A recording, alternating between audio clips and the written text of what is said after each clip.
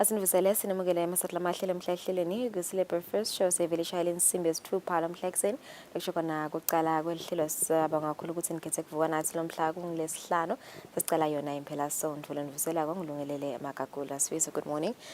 Unjani namhlakuseni? I'm doing great. Only 10 days away from my birthday. Ngikhumbula nyalo now it's thing 9. Thing 9 years. Means my birthday is on the 19th, only 10 days away from my birthday, so I'm excited about that. Ngiyamangalo ukuthi ngabo Friday uyavama lokusmile manje masicala lihlelo. Ngiyadibuta ukuthi ngabe ngijatshiswa ukuthi uyophumula yini noma. Yeah, i-weekend nje ngicabanga ukuthi ijabulisa wonke umuntu Swiss. No, but I think for you, mina nembukelo Kusile Breakfast Show, we understand ngoba end of the year fatigue. I mean, you've been waking up from about 3, about 4 kusukela nga January, make sure ukuthi babukele Kusile Breakfast Show, get the best of this show, and I understand you need to go rest. It is hectic. Sisakhuluma nje ngayo i-show babukeli from next week nje Sifiso, from the 13th of December iKusile Breakfast Show itawuthatha li-hour nje kuphela. Itaqala ngensimbi yesikhombisa ekseni iphethe ngensimbi yesiphohlongo ekseni, so it is from 7 to 8 a.m. until the 10th of January 2023. Isho ukuthi ngesisaqala nga6 sesaqala nga7 Sifiso, yes, but nitakhona nokusibukela khona ka YouTube kanjalo lokho na ka Eswatini TV app uma ngabe udownload Eswatini TV app. Yeah. I'm excited for that. Yeah, all right. Sisibuke nje nathi lethamba imbili kulamanye emave singakangeni ke lohlelo lethu lamuhla kune report ke lekokho yinhlangano kamhlaba yetempilo WHO that claims that the coronavirus pandemic interrupted efforts to control malaria, resulting in 63,000 additional deaths and 13 million more infections globally over 2 years. Le report ke lena WHO ikhokhe kuleli viki ngalesine kanti yavela ukuthi lesifo samalaria ama cases aso anyukile ngeminyaka wa 2020, achubeka anyuka nangeminyaka wa 2021, kepha ke ngelizinga leliphasi kakhulu. Lokho kubanga ukuthi kusukela ngeminyaka 2020 na 2021 umhlaba wonke nje bobhekene kakhulu neCovid, ngakho ke besiseluze ifocus on malaria, sa concentrate kakhulu sifeni seCovid-19, kungako kwangathi lama cases amalaria abonakala kwangathi ayachubeka ayanyuka emhlabeni wonke. Tikhatha malaria lena sifisa ngokuthi vele lina kakhulu in some parts of African countries, liyana kunetimbuzulwana, so I think nje kubalekile ukuthi sitiphephise sithenga lama nets, you know, ma mosquito coils, madum nani sitivikelise nje kiso lesifo. Yeah, but it is not forgivable. I think that statement was a bit negligent because that government official, I'd see they focused on COVID, but kotlwa malaria. I remember our own Ministry of Health, baveta ukuthi in light of pandemics that could come, it doesn't mean ukuthi kufuna bese kuba ne-oversight kulokunye kugula lokukhona ngoba phela kugula kubantu lokuphatha abantu impilo tebantu leti, they cannot afford to be negligent and remiss ngaletinye tifo mangabe sekubhethukele letinye. But anyway, sethembe ukuthi malaria into labantu akhona kuyisothe even labo thina la kangwane siseyibambe kahle nelitiko letempilo. Sisachubekela ke nakulamanye emave in the United States of America, an 18-year-old has made history as he has become the first incoming mayor of a small town in the northeast of the US state of Arkansas. Jalen Smith Kamalake win a runoff election ngalesibili to become the mayor of Eel. He was elected mayor, winning 235 votes. Ahlula ke Nemi Matthews lothola nje emavoti lalikhulu nalangemashumi lasiphohlongo nemavoti lamathathu. Kanti ke according to complete but unofficial results, the university students graduated from Eel High School in May. He told the media that his involvement with the school student government inspired him to run for office. SRC logo. People are crying out for change, and I want to be the change to move Eel forward. Smith uphinzeke wavuma ukuthi umnyaka wakhe wende ukuthi kube lukhuni ukuthi bantu bamvotele ukuthi nje bamthathe seriously, but uyaveta ukuthi I've always told people you have to start somewhere in life. Speaking of his age, a lot of people had faith in him. He's only 18 years old, and he was born in 2004 probably when 2022 young failure.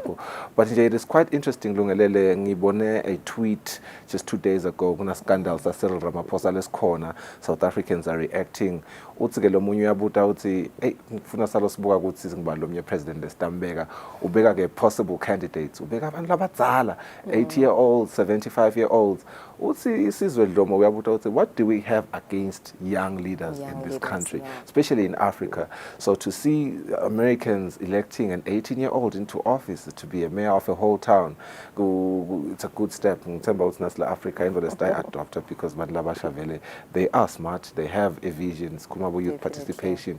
Let's give them a chance. Yeah. All right, so we're on the show today. Sitabe cinema guest nje lambalwa. It's a Friday. Sihla sikhuluma saDonatile Nzabate kubhadalwa kwemthelo. We'll have the communications director at ERS Vusi Dlamini lamhla ke sikhuluma nge-provisional tax which is due this month of December. Siyakhulumisana naye kuvuka abantu ukuthi what is provisional tax, who is eligible to pay, i-calculator kanjani, ibhadala kanjani, nekuvuka ke ukuthi ingabe i-deadline yokuyibhadala inini. Sabe sikhulumisana naye namuhla nga 6:30 and of course sidaphinde sikhulumisane ne-MC we-Eswatini Fan Park this weekend ke kuyewa eManzini Club. So nje sikhuthaza masive samaswati ukuthi sihlanganyele kanye kanye ukubukela iFIFA World Cup. Sabe sikhulumisana naye MC Fabrice Musonera ukusichazela kabanzi nje nge-Fan Park ya this weekend. I'm always excited ukuva nikhuluma Donatile Nzabate mthelo na Vusi ngoba my knowledge ngala ku financial literacy seselapha pass but nje with every show ngiyakholwa ukuthi inyuke, so that's why sithands ke KBS because it affords us that opportunity to learn more about info lesingatati. But speaking of Friday being mandatory for certain guests lamuhla nabo baka tourism again njengoba kunguye lesihlanu sidaba naye sihle gwebo loqhamuka lapha ku Amahle Travel and Tours akahambi yedwa uhamba na Prince Shabang from Gifting and Tours bangema local tour operators ke laba utawukhumbula mbukela ukuthi on the 1st of November the Ministry of Tourism sibonile indvuna yalo lelitiko lelo Moses Vilakati ithula ke ngalokusemthethweni i-tourism campaign ya this season lebitwa nge-Choose Eswatini wavetala ukuthi at the heart of it kuthi ema tour operators ahightenishe i-visibility yawo noma atibonakalise ukuthi atawukhona ukuthi asimame akhona ukuthengisa kahle. Sitawuba nabo ke labo lababili labana ma-tour operators lamabili imibuto nje yabo lesiyilungisile iyajabulisa kakhulu utawukhona ukuthi nawe mbukeli lapha ekhaya uve kabantu ukuthi ubasupporta kanjani kunayi festive season. It's 8 minutes after 6 o'clock. Asibahlole timakethena sibuyasathatha Nzabate futhi ekuqala.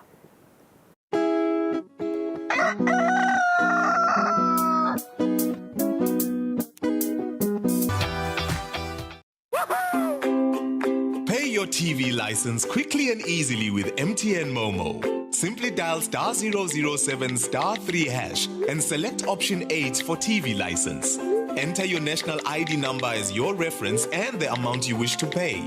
Then enter your PIN to confirm your payment. Once your payment has been made, you'll receive a confirmation SMS of your payment. If you're a first-time payer, you get another SMS for your TV license. So legalize your entertainment from the comfort of your home. Pay your TV license the easy and convenient way with MTN Momo. Everywhere you go, MTN. I do the most. Watch local TV on the go with the Eswatini TV app for only 20 emalangeni. Come on. Do the most with Eswatini TV app. Download from Google Play Store or App Store. We're good together. Everywhere you go, MTN.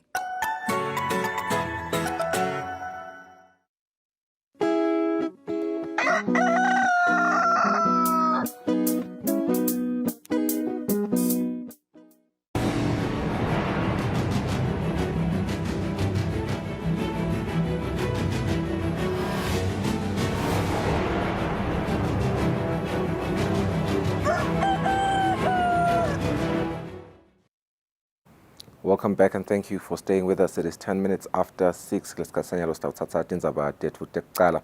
Siqale ngana leqhamuka lapha etiko letemfundo, induna yelitiko letemfundo Lady Howard Mabuza sethulela uhlaka lolubukeka ukuthuthukisa temfundo lweminyaka leli-12.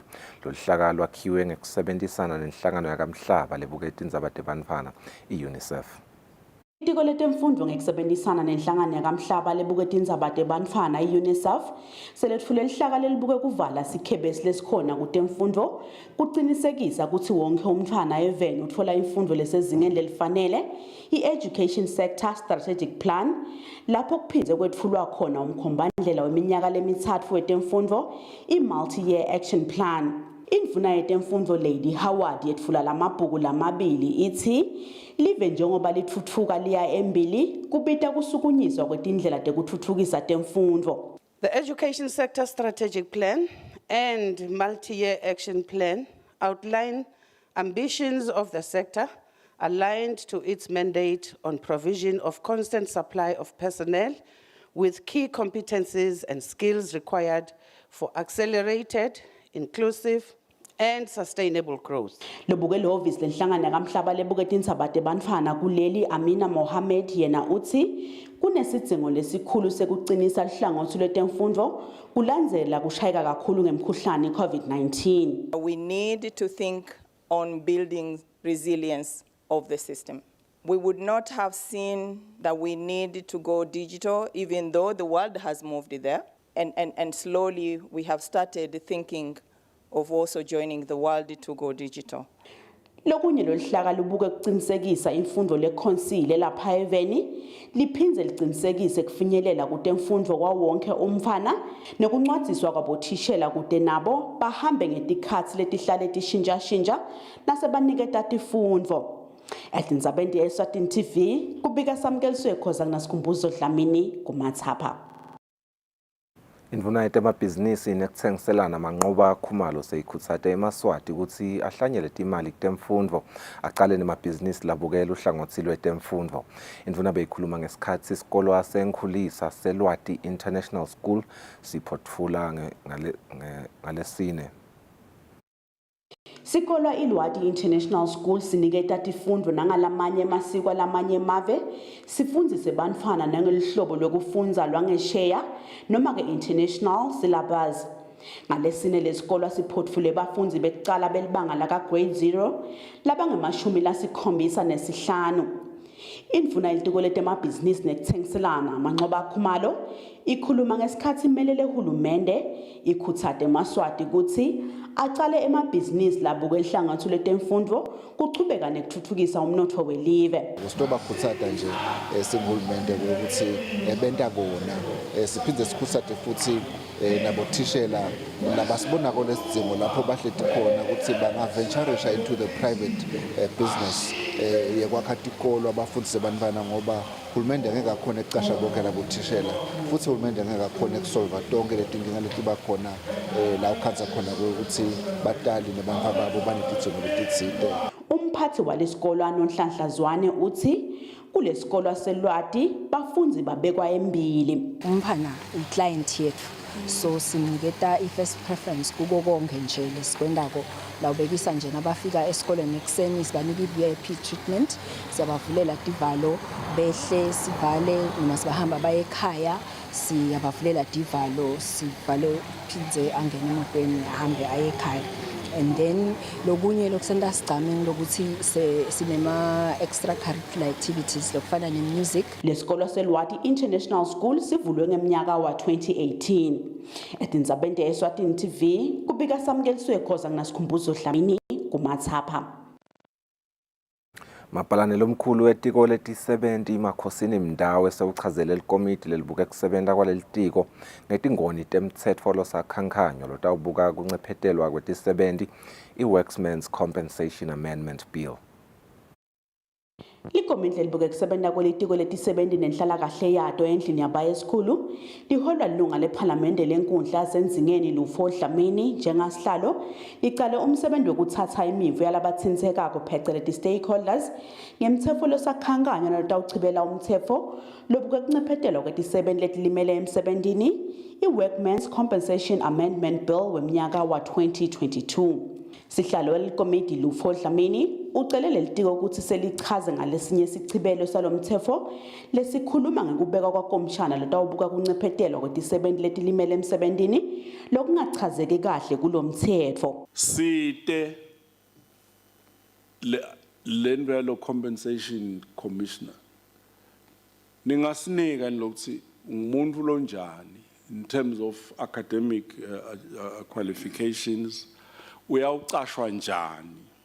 Mabhalelo omkhulu kuleli tiko Kusile Mdawe kayena komshana weti-70 Mthuzi Shabangu manikete timphendvulo ekomidini. We are proposing to replace the Commissioner of Labour with the Commissioner of Compensation for lo msebenzi wa workmen's compensation. I think generally thinking yethu uche kuloko sikhuluma ngahead of social security. That is what we are generally speaking of. Just lona low head is social security.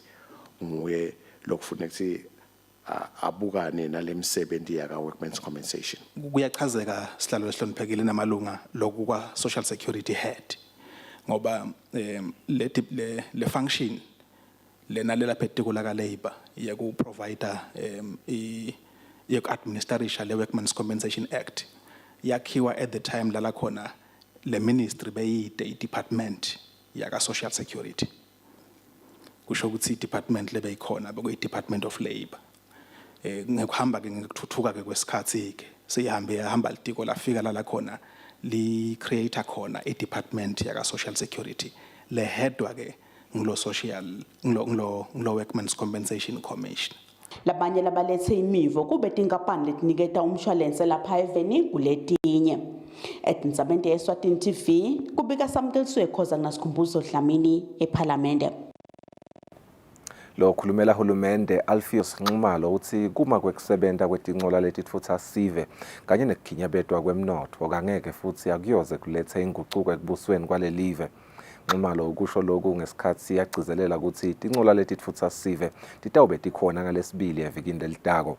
Lokhu kulandzela ukuthi kube nemibiko lethi kutawube kude tincola tekutfutsa ngalesibili lotako.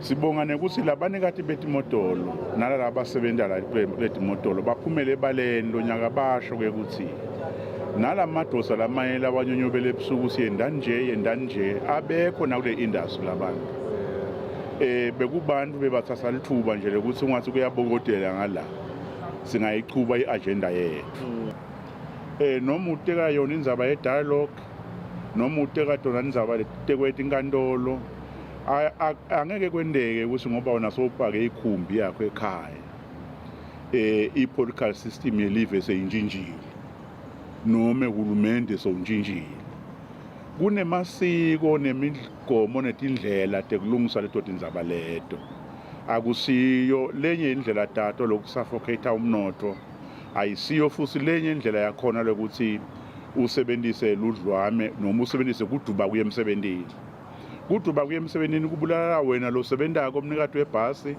because there is no income on that particular day ubhakele ibhasi ngaphandle ke nangabe sekukhona lenye la ichamba khona emahlathini into lesingeke siyikholwe sini ngoba sathi uthi emakhosi alelive athi ibhizinisi yemabhasi ayiniketwe emaswati kube ngona atayisebenta ngoba kude leswati letawupaka ikhumbi noma ibhasi ipakele ukuthi ifuna ukuthi akukhulunywa isiyo indlela ekhulumisana leyo.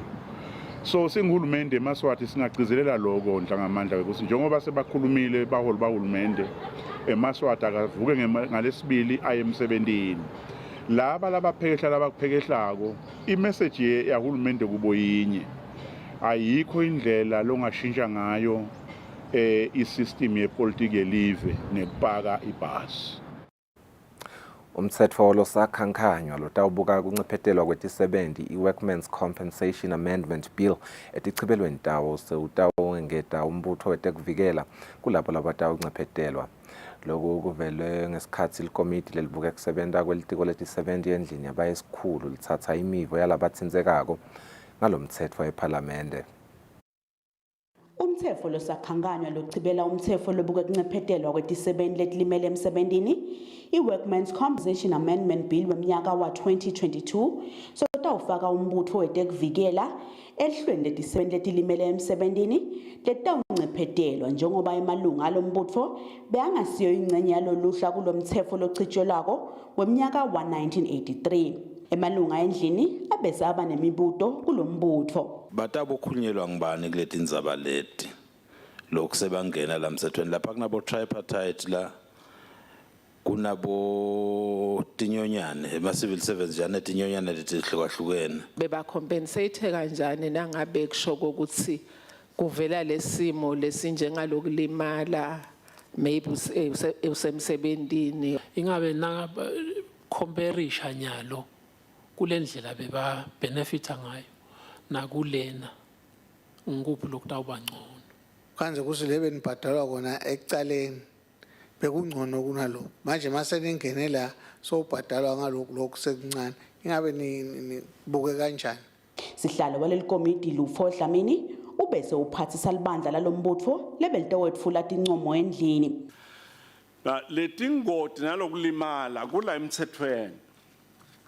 Now lelengifuna niyongicheckela kona ku Army Commander ukuthi letenu tingoti letingente kade nivelele tikhona la kulomthetho because uma tingekho la then kufuneka samende nale list yale tingoti so that tingene nato. Otherwise will be covered and not covered. That is one.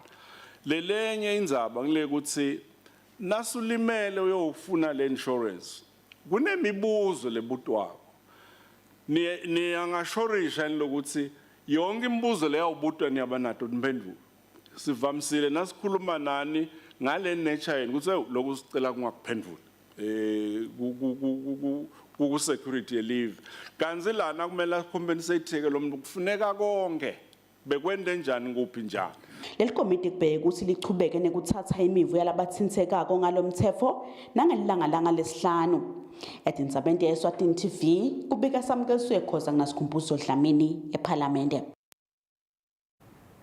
Umbiko lokhomba lumenjani ihlangothi lwetimali even weminyaka wa-2022 ukhomba ukuthi tinhlangano tetimali letingasiwa emabhange tichubekile nekubolekisa timali eziveni lekuyintfo lekhombe kukhula ngalokunge-51 ekhulwini nayicathaniswa nayo yonke imali lebolekwe sive. Lokhu kuvetwe ngumphathi welibhange lelikhulu kuleli Central Bank of Eswatini Dr. Phil Mnisi ngesikhathi yethula lo mbiko ngalokusemthethweni. Lokwetfula kwembiko lokhomba kusimama kwehlangothi letimali eveni bokwazi ngenena indvuna yelitiko letemafa Neil Rickenberg. Umphathi welibhange lelikhulu kuleli Central Bank of Eswatini Dr. Phil Mnisi uthi lo mbiko umcokwa kude unike sitfombe ngetingoti letingahle tivele kuleli hlangothi. The overall assessment of threats to the systemic stability of the financial system increased in the year to June 2022. This is principally attributed to the impact of the COVID-19 pandemic and the Russia-Ukraine war on both global and domestic economic activities. The pandemic and the necessary measures to contain the spread of the virus adversely affected domestic economic activity. Collectively, these had a negative impact on the financial condition of households and businesses, with a knock-on effect on credit, liquidity, and operational risks in the banking system.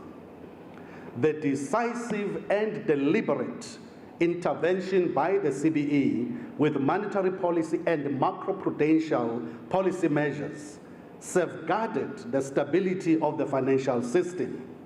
It also supported economic recovery. Lomphathi uthi libhange lelikhulu litivulile tandla ukuthi emabhange lamasha angaba khona kuleli ngenhloso yokuthuthukisa umnotfo. Edintsabeni kubika Fortune Dlangamandla inasibuva shongo esizulwini.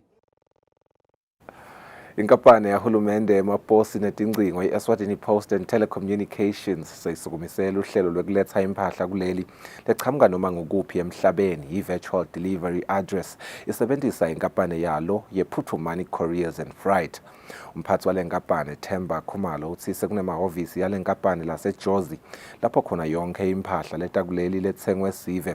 Tinkampani noma hulumende ke itabofikela iphindze igcinwe khona ngaphambi kwekulethwa kuleli. Umphathi wenkampani yeliposi netincingo kuleli Themba Khumalo usukutawuthatha emalanga lamabili nje vo kuthi impahla lesuka eJozi ifike kuleli. Le warehouse yethu itakwati ukuthi into yakho itrackeke la isuka khona ize yofika eJozi lapho ithenge khona. Mayifika leJozi nathi sifaka ku-tracker yethu kuthi utayilandzela ukuthi isuka ifike eJozi nini ifika nini kangwane. So yathi uthi cha kwami sekufikile sengakulandza eposini nekuthembakala okukhulu bekunene. Siyathemba ukuthi emakhasimende etinkampani letiningi tawukwati ukuthi namuhla live leSwatini selivele liyingxenye enkulu imhlaba wonke ekuthengeni online ngisho njalo. Lesitakulandzela kwesibili ke emalangeni ukuthi njengoba wathi ukuthi lokuningi kwethu sithenga kangwane kusuka kuphi eScotland. Kukhona bathi sakho sitawubambisana nohulumende ke ukuthi ke konke lokuthengwa le ngaphandle kwengcela bhakithi kule virtual address sikwati ukuklearisha kuthunyelwe ngithi kangwane kufike ngendlela efanele ukuze live leMaswati likwati ukuthola umthamo lotaba ngcono kule sakho revenue share. Khumalo unike sivethu logcina ukuthi impahla yaso angeke ilahleke njengalokho kutawuba netindlela tekuyilandzelela ukuthi ihamba kanjani. Kanti futhi uphindze waqinisekisa ukuthi kuthi impahla lengekho emthethweni letolethwa kuleli njengalokho itawuhlolwa etindzabeni kubika Fortune Dlangamandla. Ngilasimuva shonge sembabane. Etigamekweni letisihlanu kusuka enyangeni lephelile kuya kule nyanga kulomnyaka losetulu sekwetshiwe imali ye-stockfell letinkhulungwane letingemakhulu lamabili nemashumi lamabili nemfica 229,000 emalangeni. Lokhu kuvetwe ngulochumanisa emaphoyisa kanye nesive Superintendent Phindile Vilakati. Lokhumanisa amaphoyisa kanye nesive Superintendent Phindile Vilakati usilesibalo sokwebiwa kwemali etitokfela sikhomba kwehla nakucathaniswa neminyaka leminye leyengcile. Kodwa sesikhulu isidingo sekusi letimali letosiwetengiwe emalunga tigcinwe kahle. Khona Malkens noma Eliyengo lapho khona bangenele make bathatha imali enganga 41,000 kanti nasesiphofaneni sinalo licala lapho khona kungene kwathathwa imali lengu 43,000. Lokusho ukuthi lokhu kuyakhomba ukuthi lelicala leli vele solo lisasihlupha. Siyacela ke sive senkosi ukuthi asitisuse vele imali emakhaya siyibeke enzaweni lephephile. Noma ke sesigiyelana letimali siyacela ukuthi asibathinze bo station commander kubukusana ukuthi ngiphi indlela lephephile lesingenda ngayo lokudistribute imali tethu. Phinze futhi noma sesitfolile singayibeki ekhaya siyigcine enzaweni letawenda ukuthi laba bekunene laba jaka emathuba bangabese bayithola. Superintendent Vilakati uthi ngenxa yokuthi lamacala saphenya ngeke kwadi kudalula kusibomsolwa ngabe malungu etitokfeli noma cha etindzabeni kubika Fortune Dlangamandla. Ngilasimuva shonge sembabane.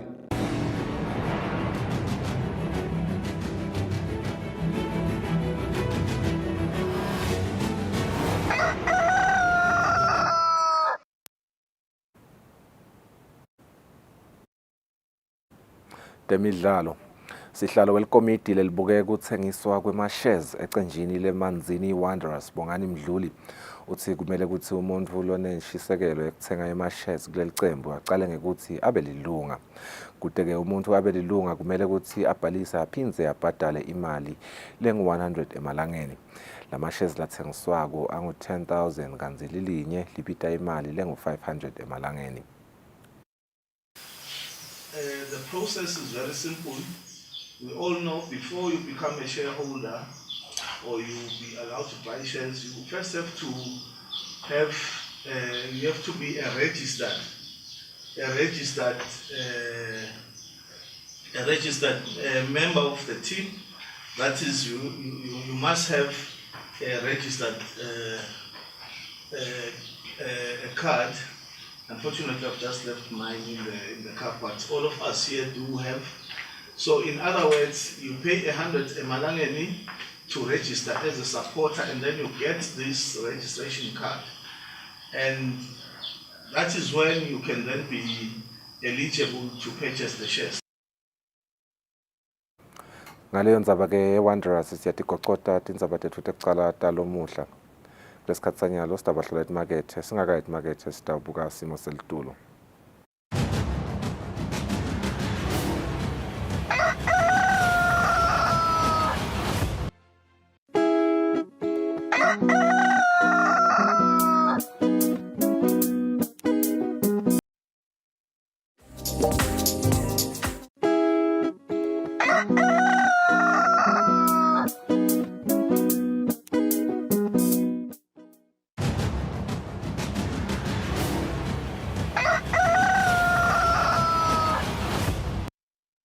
Asimze sinimukele ubukela hlelo Kusile Breakfast Show siyakuvusela nawe losanza kuzivulela ngilesihlanu yathi kuthi njalo ngalesihlanu sikhuluma dona tindzaba tekubhadalwa kwemthelo sesivele sinaye lapha Communications Director ka Eswatini Revenue Service Vusi Dlamini kodwa sichazela kabanti ingako kubhadalwa kwemthelo this weekend ke sibuka yona indzaba ye provisional tax ukuthi yini kahle kahle provisional tax nekuthi ibhadalwa bobani sakuvusela Nkosi sibonga kakhulu ukuthi ufikile nanamuhla kuto sikhumbuta nje ukuthi sibhadala umthelo ngome kucala nje usichazele ukuthi yini kahle kahle provisional tax ngiyathi lokho ukuthi ibhadalwa kabili ngeminyaka kepha ke ibhadalwa bobani kanjani Asibonga Lulu. Yes, i-provisional tax ibhadalwa kabili ngeminyaka. It's not really a new tax. It's not really a specific tax, but it's a form of paying what we call income tax or company tax, but basically income tax, because even for some individuals we would expect that they do provisional tax. Basically siyathi ukuthi umnyaka womthelo uqala ngaJuly uphele ngaJune. So now uqala ngaJuly uphele ngaJune, that's the 12 months. So i-provisional tax siyaye sithi ngesiswati sibekela umthelo lokusho ukuthi usukubekela the tax that you will be expected to pay by end of year. So if you are projecting, if it's a new business asengibekise, you are projecting that you will make a profit ya 100,000 ngiyabhekisa, and then that means if it's a company i-tax lokufuna uyibhadale lapho at the end of the tax year will be around 27,500 if we're talking 27.5%. Then siyayesike kufuna ubekele loyo mthelo loyo nakuphela the first 6 months of the year. The first 6 months of the tax year is basically July to December. So that is when ubekela khona ke kusho ukuthi nakuphela December kufuna ukuthi bese uyawubekela ke umthelo weminyaka wa at the moment nje sikhuluma ngeminyaka wa 2022-23 uyawubekela ke by end of December. Okay.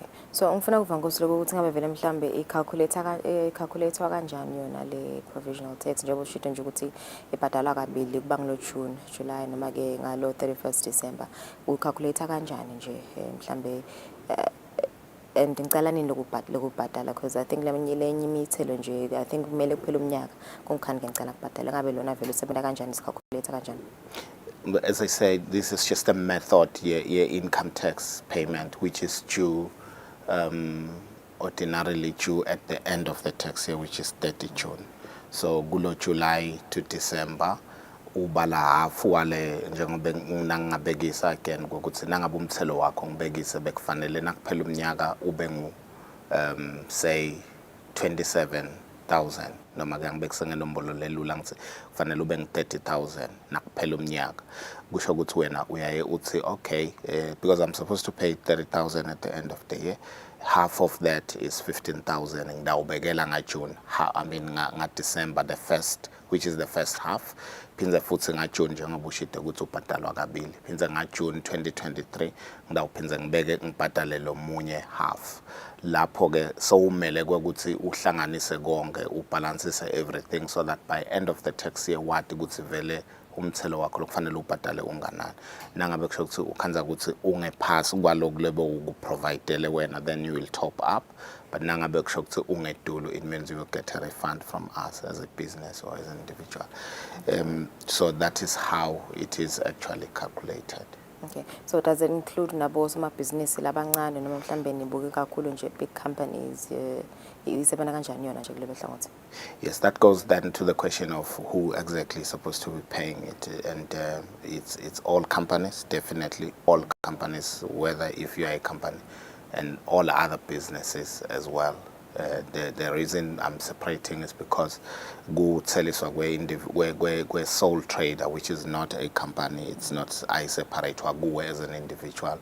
Is calculated different. Mtselo wakona is calculated different. Isebendisa rates la wala fanane ema individuals.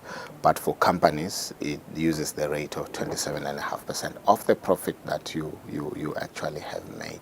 So basically, it's all businesses which would be separated in companies or sole traders. But there's also certain individuals who are expected to be paying taxes maybe because they make extra income from other places. You will expect that they should also pay provisional tax by end of December. So that's very important, that all people that are particularly expected to submit their returns for income tax purposes, there would be an expectation that they should pay a provisional tax as well. Kubekela lo mthelo lokufuna bawubhadale at the end of the year. And as I said, and I want to emphasize it, it's not really a new tax or a different tax. It's a form of paying income tax. Alright. Ngiyadinga ukuthi I think lenye inkinga nje lenkulu enihlangabetana naye ngenza compliance over the years mhlambe vele so labantu abafuni ukubhadala ngesikhathi ingabe vele mhlambe kulo kubhadala kwalomthelo lona ingabe vele nje i-compliance hamba kanjani kuyoma business. We do face a problem in terms of a provisional tax as well, where some people feel it's optional, and because they believe that they will be paying umthelo at the end of the tax year. And we want to emphasize that it is not optional. It is actually mandatory that you must pay a provisional tax. That is why the legislation will also provide for penalties and interest if you have not paid. So we want to encourage businesses, individuals that are expected to submit a provisional tax to do so, and do so well on time. I think it's beginning of the month now. Is one way they should prepare. And I want to emphasize what we have seen is people close early in December. We would encourage they possibly do the payments before they leave, and if they don't, then they should remember before 31st December they should have done the payments of provisional tax. Okay, for a new company that has started, operating, if you comply on paying the tax, now how do they register and what documents are required? Okay, I think I want to again go back to the how it's actually calculated, because for me that it speaks to that more than registration, because you don't really register for this tax, because we are registered for income tax.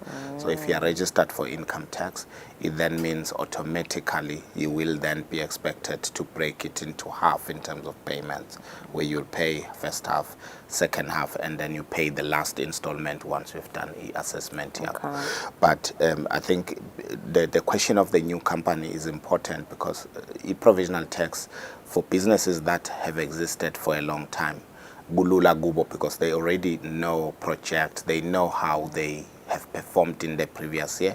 For instance, now figure system where tutaukanza kwa kuti nangabe last year wabhadala provisional tax ya say 100,000, ukuthi now figure system ukhanze kunalo 100,000 uyakhona kumodify nangabe project utawubhadala less or utawubhadala more.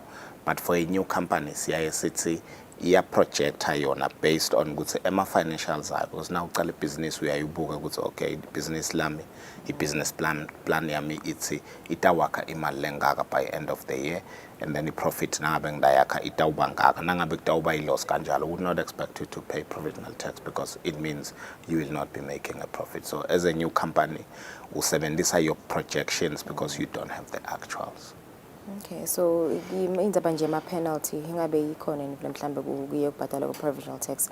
Yes, that is a standard way of dealing with non-compliance in tax administration. If you are not doing what you are expected to do, you will be expected to pay penalties. And as I said, this is income tax, so the penalties and interest will not deviate from income tax.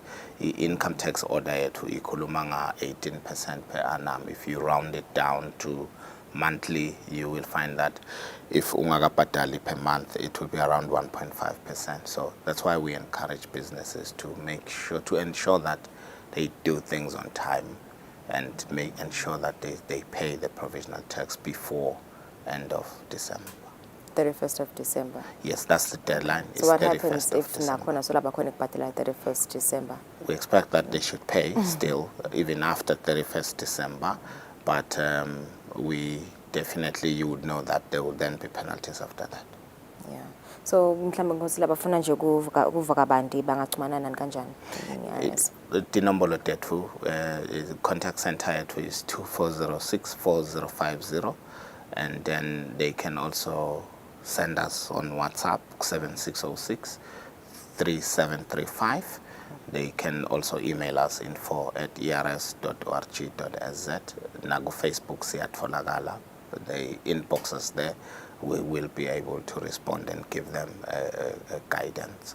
We want to emphasize that because we know that some people who may have problems in terms of, because we expect that this should be done on the eTax platform, and it's nothing where you need to come to our offices. But in any event, you want to come to our offices are open right through. Actually, we don't even close for festive, so yes.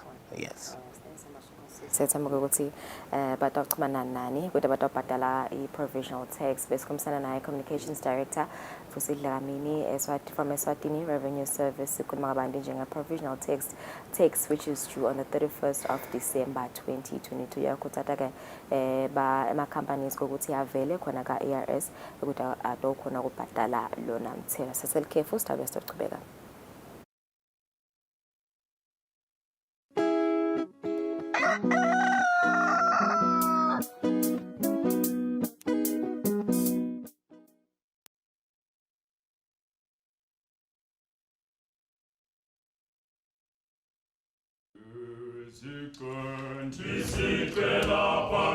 Busiseka mzalwane ukubukela umculo wemadodana ahlabelela athumisa uNkulunkulu.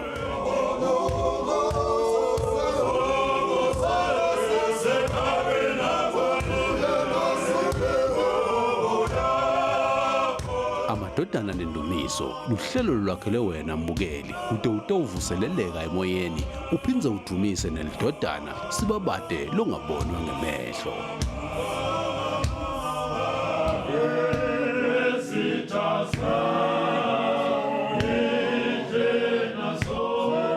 Phakama Nkosi yemazulu luthumbo lunge lwakho.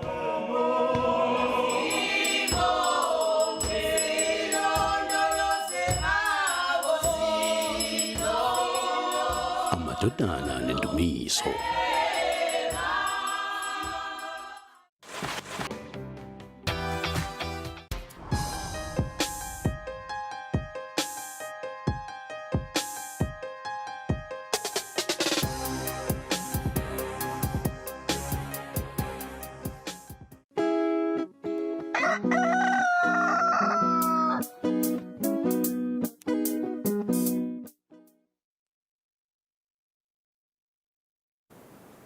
Welcome back.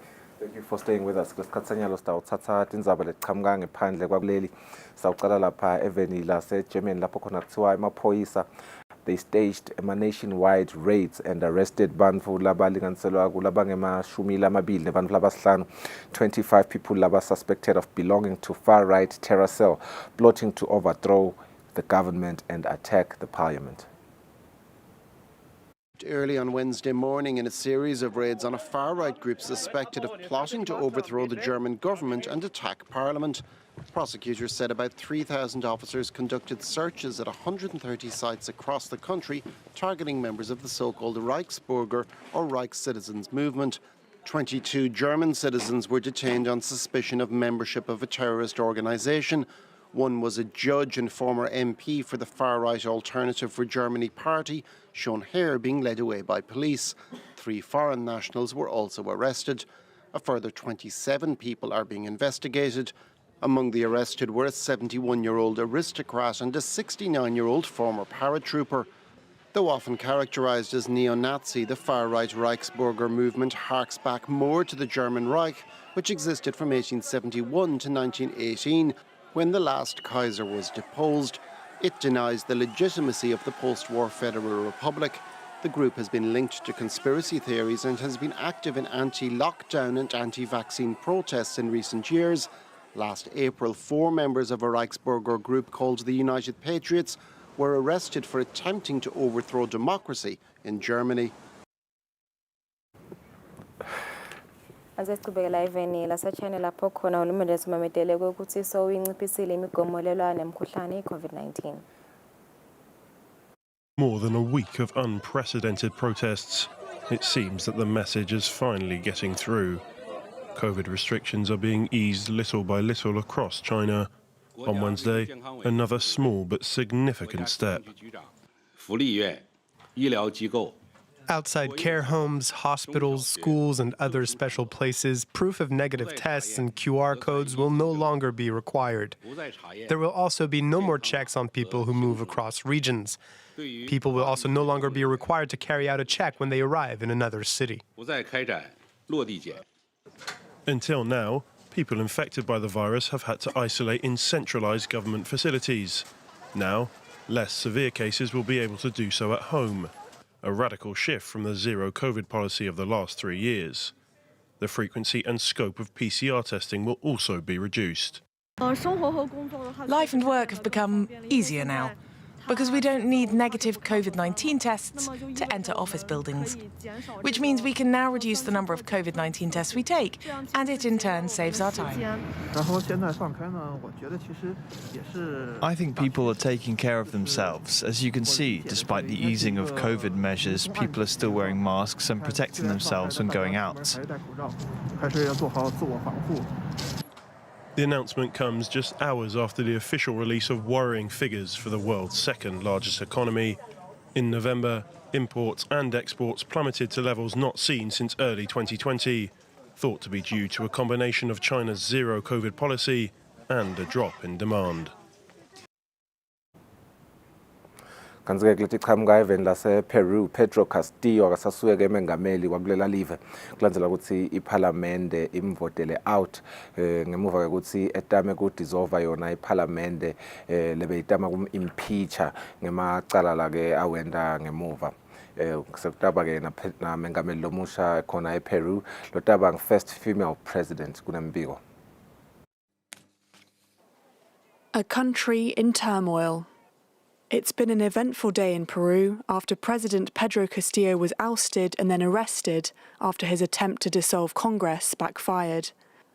With 101 votes in favour, 6 against and 10 abstentions, Congress voted to remove Castillo from office in the third impeachment proceedings to take place since he was elected a year and a half ago. And in a quick move to replace him, swore-in lawyer Dina Boluarte, Castillo's former vice president, as Peru's first female president. The vote came just hours after Castillo announced that he dissolved Congress and will instead rule by emergency decree. Disolver.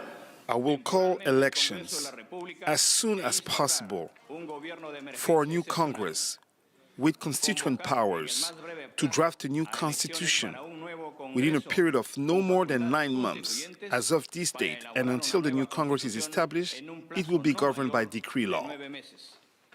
In a tweet, Dina Boluarte denounced the president's actions.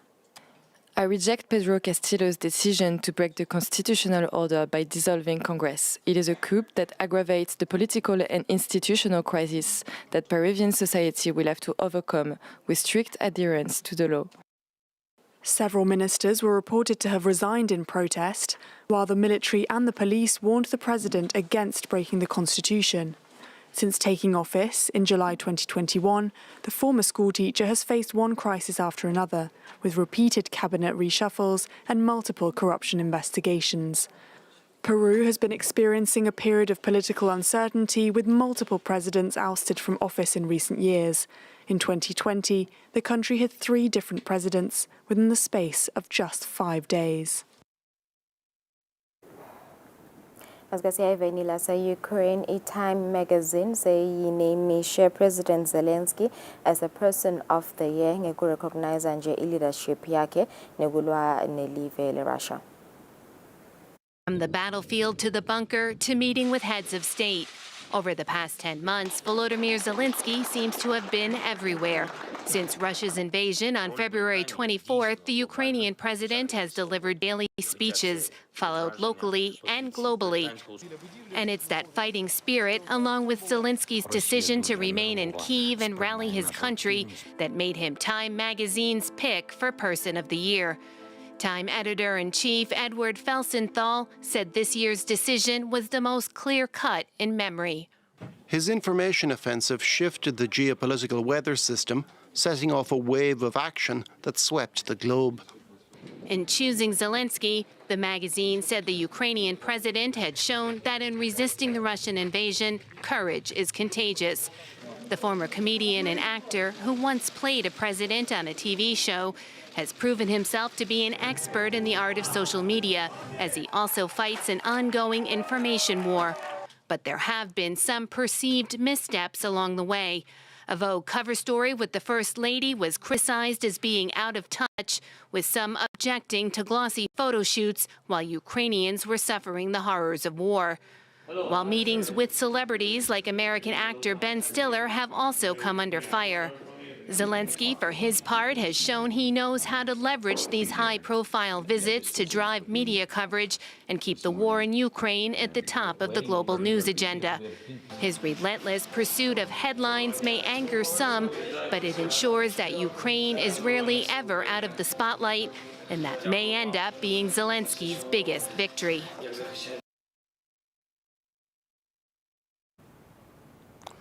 Kusaphele nje inyanga abaholi bemave basuka khona eGibhithe lapho khona bebambe umhlangano wekuguquguquka kwesimo selitulu sebaphindze ke bahlangene eMontreal eCanada lapho khona babambe umhlangano nyalo lotabuka nje tindzaba tekonga imvelo netilwane tasendle bakubiketa ke lo mhlangano lona nge-last best chance ekuthenini batfole emasu ukuthi imvelo yongeke. Blocking traffic outside the French Environment Ministry, these activists say the government is giving gifts to lobbyists and polluting industries, just like Santa Claus. Instead, the activists say not enough attention is given to protecting biodiversity, the topic of the UN's COP15 summit that gets underway on Wednesday. I think that these international agreements, even if they don't bring about what we would like exactly, are absolutely necessary.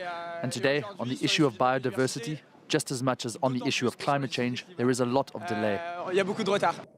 Representatives from more than 190 countries are meeting in Montreal, Canada, tasked with sealing a deal to stop damage to plants, animals, and ecosystems. The proposed framework includes the goal of protecting 30% of global land and sea by 2030. Currently, only 17% of land and 10% of marine areas are protected. One major challenge will be coming up with the money to fund the conservation efforts. Last year, a UN report said global annual spending for land conservation would need to triple this decade to about $350 billion by 2030. To realise the 20 goals of the framework, we need sufficient resources and subsidies. We have a gap in our biodiversity governance. The UN Biodiversity Convention doesn't have a great track record. Governments agreed to a set of targets back in 2010, but only 6 of the 20 were partially met by the 2020 deadline. Lapho tindzaba tetfu tangephandle sibahlole temakethe sibuye sithathe tindzaba tetfu tesibili.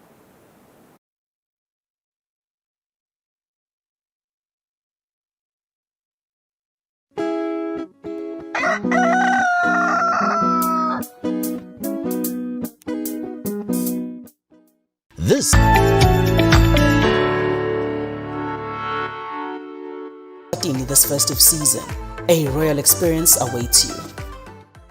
I am a man in charge of my health. I use a condom every time. I have tested and I know my HIV status. HIV prevention starts with me. In order to end AIDS, I have a right to fair treatment in access to HIV services. Health facilities do not discriminate. Visit your nearest health facility for HIV services. Ngiyakulinganisa. Sinqoba i-AIDS kuwonke wonke. Equalize. Eswatini, ending AIDS for all.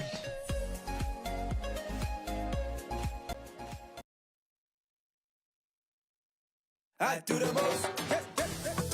Watch local TV on the go with the Eswatini TV app for only 20 emalangeni per month.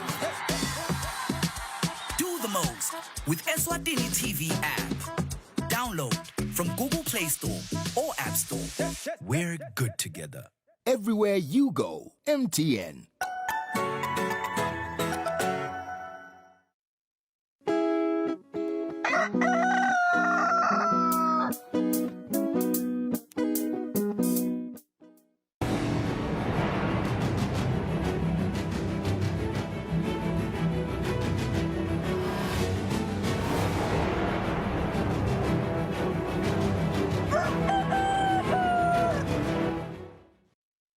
Asifundise sinimukele sidaba kwatindzaba tetfu tesibili.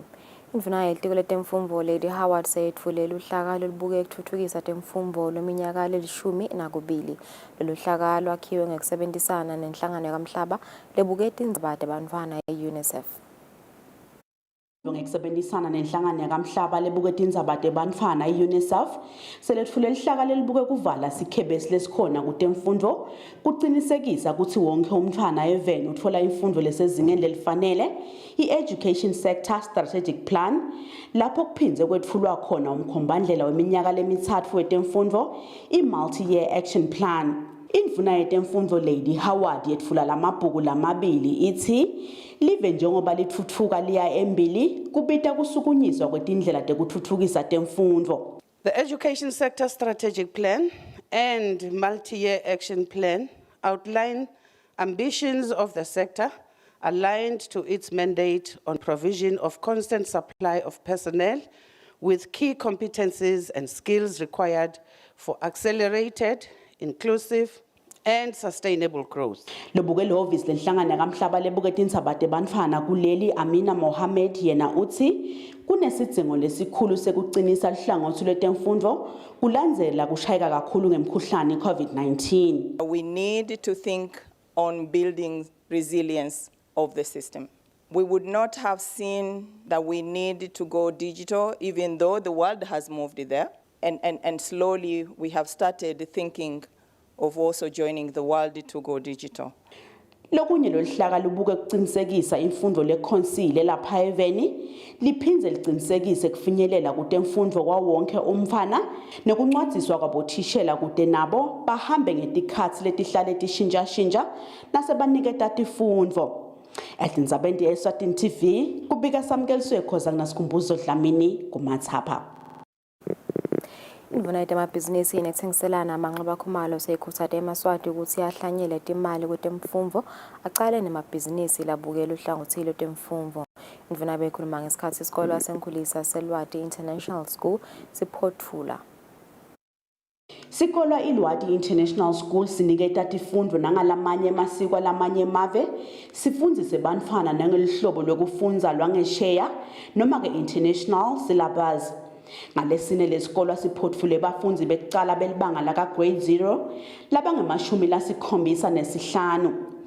Indvuna yelitiko letemabhizinisi nekutsengiselana amanxeba khumalo ikhuluma ngesikhathi imelele hulumende ikhuthaze eMaswati ukuthi acale emabhizinisi labuke ihlangothi lwetemfundvo kuchubeka nekutfutfukisa umnotfo welive. Sinobakhuthaza nje singulumende ukuthi benta kona siphindze sikhuthaze futhi nabothishela labasibonako lesidzingo lapho bahleti khona ukuthi bangaventurisha into the private business yekwakha tikolo abafundise bantwana ngoba hulumende ngeke akhona ekucasha bonke labothishela futhi hulumende ngeke akhona ekusolva tonke letinkinga letiba khona la ukhanza khona ukuthi batali nabantwana babo banetidzingo letitsite.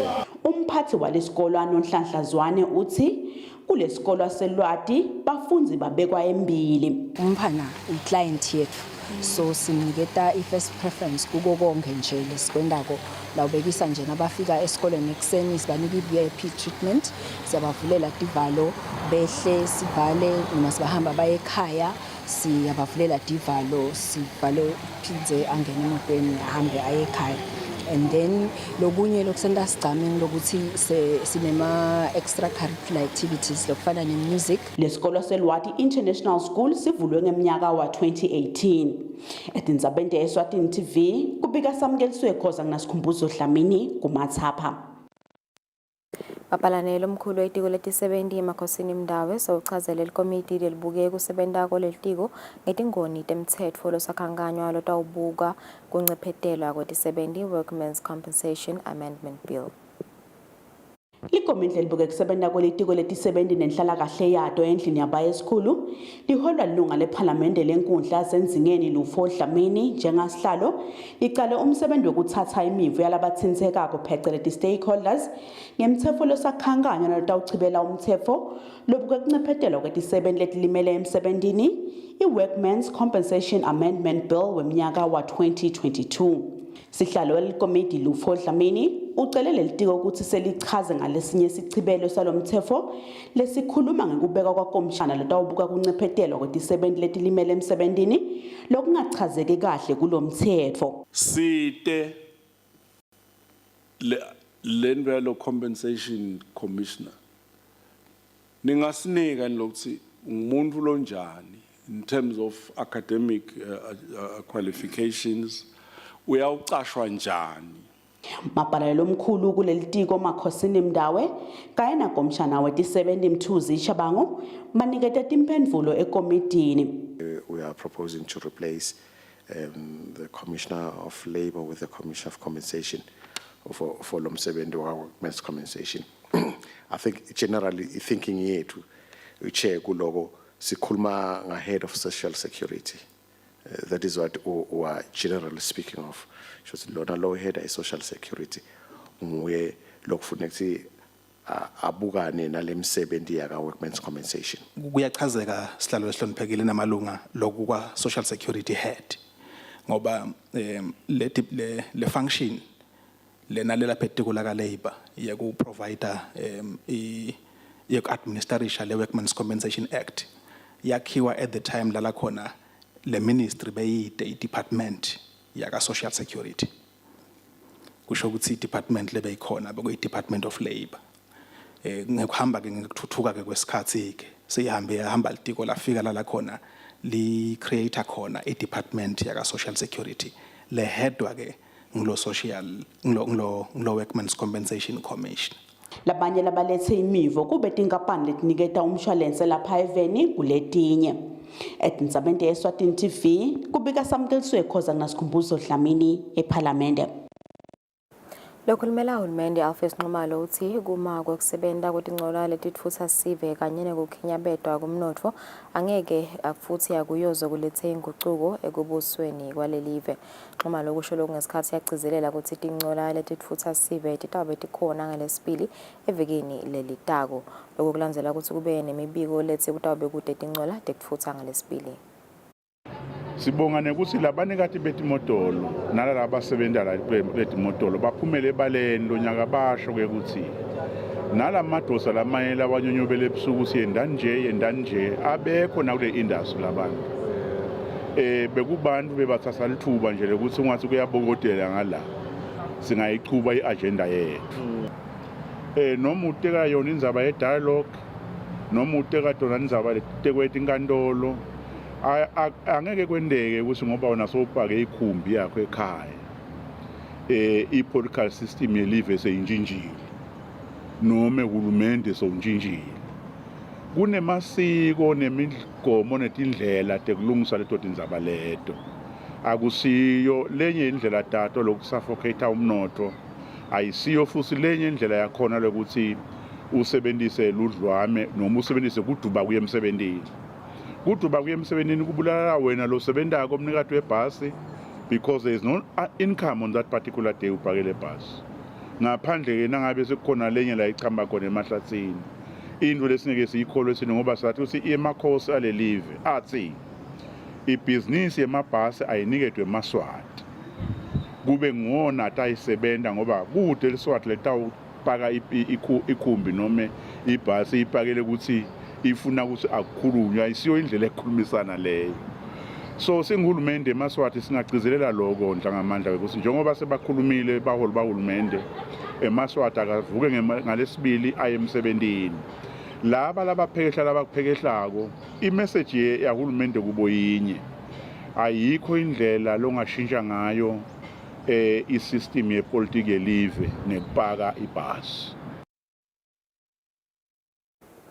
Umthetho losakhankanywa lotawubuka kuncephetelwa kweti-70 Workmen's Compensation Amendment Bill etichibelweni tawo sowutawungeta umbutfo wetekuvikela kulabo labatawunciphetelwa. Lokhu kuvele ngesikhatsi likomiti lelibuke kusebenta kwetiko letisebenti endlini yabayesikhulu lithatha imivo yalabatsintsekako ema-stakeholders ngalomtsetfo ePhalamende.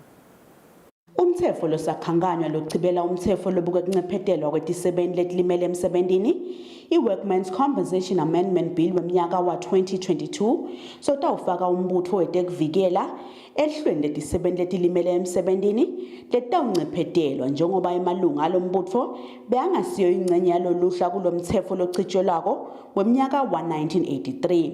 Emalunga endlini abese aba nemibuto kulombutfo. Batabokhulunyelwa ngibani kuleti ndzaba leti lokhu sebangena lamthethweni lapha kunabo tripartite la kunabo tinyonyane ema-civil servants jane tinyonyane leti hlukahlukene bebacompensate kanjani nangabe kusho ukuthi kuvela lesimo lesinjengalokulimala maybe usemsebentini ingabe nangaba comparisha nyalo kulendlela beba benefita ngayo nakulena ngikuphi lokutawuba ngcono kanje kusile benibhadalwa kona ekucaleni bekungcono kunalo manje mase ningene la sobhadalwa ngalokhu sekuncane ingabe nibuke kanjani.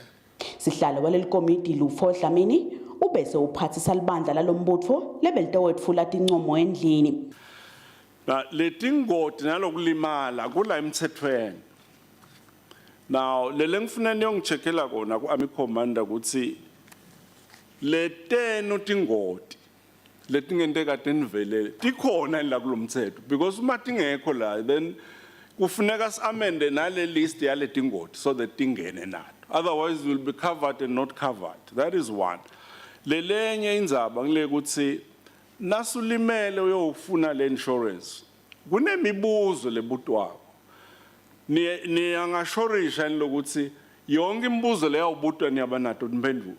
Sivamsile nasikhuluma nani ngale nature yini ukuthi lokhu sicela kungakuphendula ku security leave kanzi lana kumele compensate ke lo muntu kufuneka konke bekwende njani kuphi njani. Leli komiti kubheka ukuthi lichubeke nekuthatha imivo yalabathintekako ngalomthetho nangelilanga lesihlanu. Etindzabeni Eswatini TV kubika Samkeliswe Khoza kunasikhumbuzo Dlamini ePhalamende. Umbiko lokhomba lumenjani ihlangothi lwetimali eveni lomnyaka wa 2022 lukhomba ukuthi inhlangano tetimali letingasiwe emabhange etichubekile nokubolekisa timali esivenile kuyinfo lekhombe ukukhula ngalo-51 ekhulwini nayicathaniswa nayo yonke imali lebolekwe sive. Lokuvotwa ngumphathi welibhange lelikhulu kuleli Central Bank of Eswatini Dr. Phil Mnisi ngesikhathi yethula lo mbiko ngalokusemthethweni. Lokwetfula kwembiko lokhomba kusimama kwehlangothi letimali eveni bokwazi ngenena indvuna yelitiko letemafa Neil Rickenberg. Umphathi welibhange lelikhulu kuleli Central Bank of Eswatini Dr. Phil Mnisi uthi lo mbiko umcokwa kute unike sitfombe ngetingoti letingahle tivele kuleli hlangothi. The overall assessment of threats to the systemic stability of the financial system increased in the year to June 2022. This is principally attributed to the impact of the COVID-19 pandemic and the Russia-Ukraine war on both global and domestic economic activities. The pandemic and the necessary measures to contain the spread of the virus adversely affected domestic economic activity. Collectively, these had a negative impact on the financial condition of households and businesses, with a knock-on effect on credit, liquidity, and operational risks in the banking system. The decisive and deliberate intervention by the CBE with monetary policy and macroprudential policy measures safeguarded the stability of the financial system. It also supported economic recovery. Lomphathi usilibhange lelikhulu litivulile tandla kutsi emabhange lamasha angaba khona kuleli ngenhloso yekutfutfukisa umnotfo. Etindzabeni kubika Fortune Dlangamandla. Inasibuvashonge sesizulwini. Inkampani yahulumende yemaposi netincingo ye-Eswatini Post and Telecommunications seyisukumisela uhlelo lokuletha impahla kuleli lechamuka noma ngukuphi emhlabeni. I-virtual delivery address isebenzisa inkampani yalo yePhuthumani Couriers and Freight. Umphathi wale nkampani Themba Khumalo uthi sekunamahhovisi yale nkampani laseJozi lapho khona yonke impahla letakuleli lethengwe sive tinkampani noma uhulumende itabofikela iphindze igcinwe khona ngaphambi kwekulethwa kuleli. Umphathi wenkampani yeliposi netincingo kuleli Themba Khumalo usukutawuthatha emalanga lamabili nje vo kuthi impahla lesuka eJozi ifike kuleli. Le warehouse yethu itakwati ukuthi into yakho itrackeke la isuka khona ize yofika eJozi lapho ithenge khona. Mayifika le Jozi nathi sifaka ku-tracker yethu kuthi utayilandzela ukuthi isuka ifike eJozi nini ifika nini kangwane. So uyathi uthi cha kwami sekufikile sengakulandza eposini nekuthembakala okukhulu bekunene. Siyathemba ukuthi emakhasimende etinkampani letiningi takwati ukuthi namuhla livele eSwatini selivele liyingxenye enkulu emhlaba wonke ekuthengeni online ngisho njalo. Lesitakulandzela kwesibili ke emalangeni ukuthi njengoba wathi ukuthi lokuningi kwethu sithenga kangwane kusuka kuphi eScotland kukhona bathi sakho sitawubambisana nohulumende ke ukuthi ke konke lokuthengwa le ngaphandle kwengcela bhakithi kule virtual address sikwati ukuclearisha kuthunyelwe ngithi kangwane kufike ngendlela efanele kuze live leMaswati likwati ukuthola umthamo lotaba kulesakhu revenue share. Khumalo unikeza ivetvu logcina ukuthi impahla yaso angeke ilahleke njengalokho kutawuba netindlela tekuyilandzelela ukuthi ihamba kanjani. Kanti futhi uphindze waqinisekisa ukuthi kuthi impahla lengekho emthethweni letolethwa kuleli njengalokho itawuhlolwa etindzabeni. Kubika Fortune Dlangamandla inasimuva show ngesembabane. Etigamekweni letisihlanu kusuka enyangeni lephelile kuya kulenyanga kulomnyaka losetulu sokwebiwe imali yestokfela etinkulungwane letinge-227 emalangeni 229,000 lokho kuvetwe ngolokuxhumanisa emaphoyisa nesive superintendent Phindile Vilakati. Lokuxhumanisa amaphoyisa kanye nesive superintendent Phindile Vilakati usilesibalo sokwebiwa kwemali etitokfela sikhomba kwehla nakucathaniswa neminyaka leminye leyengcile. Kodwa sesikhulu isidingo sekusi letimali letosuke tengiwe malunga tigcinwe kahle. Khona Malkens noma Eliyengo lapho khona bangenele make bathatha imali enganga 41,000 kanti nasesiphofaneni sinalo licala lapho khona kungene kwathathwa imali engu 43,000. Lokusho ukuthi lokhu kuyakhomba ukuthi leli cala leli vele solo lisasihlupha. Siyacela ke sive senkosi ukuthi asitisuse vele imali emakhaya siyibeke enzaweni lephephile noma ke sesigiyelana leti imali siyacela ukuthi asibathinze bo station commander kubukisana ukuthi ngiphi indlela lephephile lesingenda ngayo lokudistributa imali tethu. Phindze futhi noma sesitfolile singayibeki ekhaya siyigcine enzaweni letawenda ukuthi laba bekunene laba jaka emathuba bangabese bayithola imali. Superintendent Vilakati uthi ngenxa yokuthi lamacala saphenya ngeke kwadi kudalula kusibomsolwa ngabe malunga etitokfeli noma cha etindzabeni. Kubika Fortune Dlangamandla inasimuva show ngesembabane. Ingetuli kwetinkulungwane letinge-400 emalangeni imali letosebenziswa inhlangano yaka World Vision kwakhela ummango wakumathetha ngaphansi kwenkhundla yasempolonjeni tindlu tangasese. Lokuvakale ngasibusiso Mathebula lobuke tentuthuko kule nhlangano enkundleni yasempolonjeni. Sesilungela nje ku phase out kule constituency. Even this year sitabe mental livelihoods lona 26,367 US dollars. It is estimated to 395,505, whereby is our supporter Emma producer group. Spinze si send them backyard gardens to secure igudla emakhaya. Sitaphenze futhi simente nawashi lona 28,724 US dollars, which is estimated to 429,360, whereby we will be subsidizing toilets at household level. La khona sita focus ku community kumathetha simo sakhona asisiko kahle ukhanza ukuthi emaphedilatrine lapha awasebenzisako awekho ku standard akavalwa akasi well constructed I health hazard kibo abangati for incumbi so sidabe sifocus akhona ke kuse sidonciphisa donatifo njengoba sathi well vision ufake emanti emakhaya nalethi tekuhlanteka kufuna tingasalele emuva. Inhlangano lethuthukisa imango ngetekulima iCOSPE seyisukumisela uhlelo lwesifundazweni sasalibonjeni lapho khona abalimisi batawulima inhlanyelo yesintu lehambisana nekugucugucuka kwesimo selitulu balimele kuthengisela labanye balimi. Ngekusho kwaNonjabulo Maziya umthuthukisi wetekulima kaCOSPE phambilini balimi bebakade balima bese basatha letinhlanyelo batfaka emabhange etinhlanyelo lakhona etikhuba kanye nakalanga kulesifundza. Maziya uthi lokhu kutawusita njengoba balimi sebatawukhona ukuthenga inhlanyelo leseyicwaningiwe yabonakala ukuthi iyavuma ukuthi ingalinywa kuleyo ndzawo bese bayithenga nangemanani laphansi. Tinhlanyelo letikhona kunetinhlumaya kube nemabele kube netindlubu kanye nemantongomane.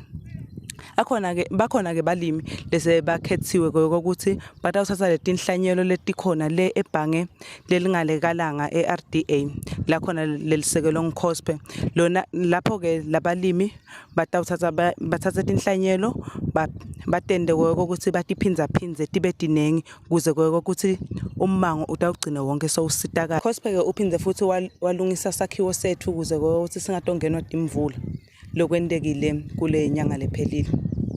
Lokunye ke sinema local adaptation plans lakhona ukuthi balimi batawukhona kulima kanjani kule ndzawo labakiyo. So kune pilot action yekulima lekhona lana phindze futhi kuba netindlela labatibekako balimi ukuthi bona bangenta kanjani ukuthi bakhone ukuthi ba-adapte kule ndzawo labakiyo ngenxa yekugucugucuka kwesimo.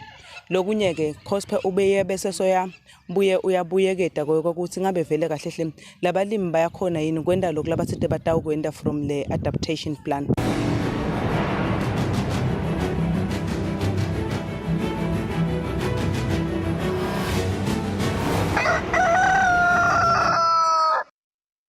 Kudemidlalo sehlala welcommittee lelibuke ukuthengiswa kwamashares ecenjeni lamanzini Wanderers Bongani Mdluli uthi kumele ukuthi umuntu unentshisekelo yokuthenga amashares kuleli cembu aqale ngekuthi abe lilunga kudeke umuntu abe lilunga kumele ukuthi abhalise aphindze abhadale imali lengo-100 emalangeni.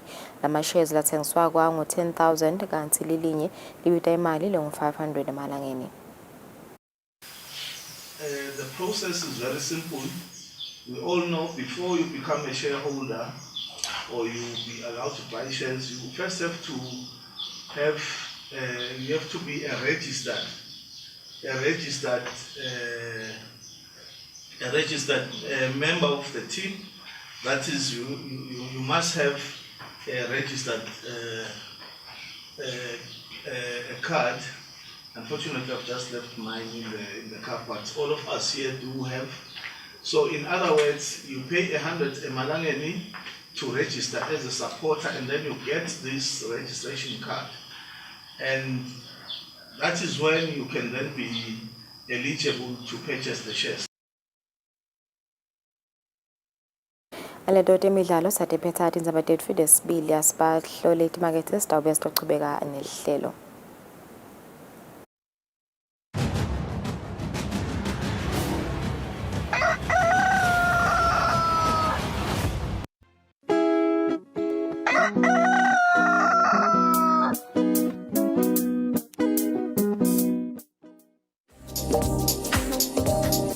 Hey yo, this is DJ Cybers. What's up guys, King Jace here. My name is Kripo Intellectual. What's up everybody, my name is SK.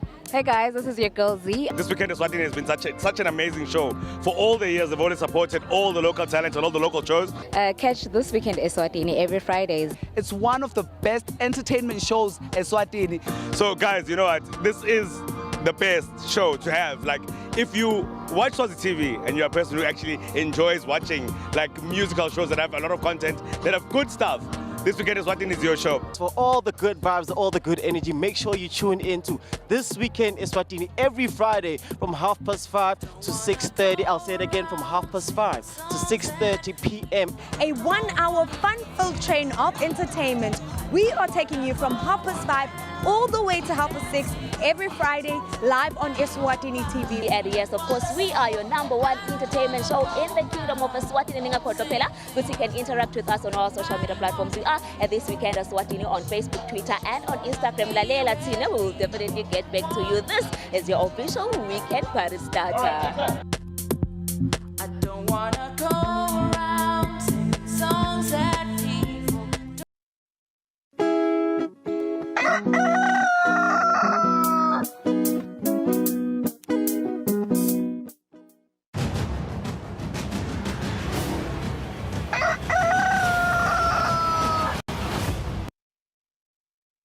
Back and thank you for staying with us. Now it is the holiday season, and while most of us are looking to be merry with our families and friends, the Ministry of Tourism is looking to fulfill its duty to support its duty to promote and support the tourism industry. The ministry has been proactive again this year in taking full advantage of this year's festive season, as the Minister for Tourism, Moses Vilagati, on the 1st of November launched officially the Choose Eswatini Festive Season campaign. The campaign has many ambitions, but at the heart of the campaign is heightening the visibility on Eswatini holiday packages designed by local tour operators. Now, Sihle Kwebu from Amahle Tour Operators, I believe, and with Mr. Mhlonishwa from Gifting Tours join me in studio to unpack more on their companies. Sinbusele Machamatsa, nobabili nibompele. Yeah, definitely. Yeah, niyavuka. Siphilile mna, siphilile. Season yeni lena nasikhuluma ngabo festive season, ngicabanga ukuthi nginile nijabula kakhulu ngoba kuba i-tourism boom vele niba supported kakhulu. Ngiyafuna ukuthi nisichazele just individually kabanti ngecompany. Sicale ngawe Kwebu. What does your company do?